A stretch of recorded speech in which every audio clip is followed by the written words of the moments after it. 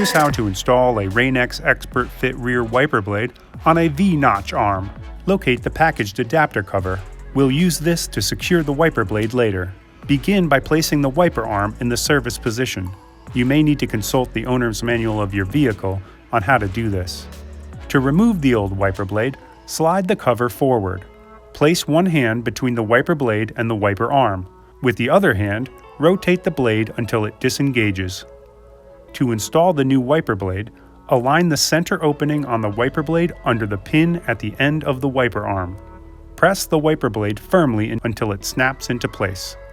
Slide the cover over the wiper blade base until it locks into place with a click. Installation is complete. You are now ready to outsmart the elements with Rain-X Expert Fit Rear.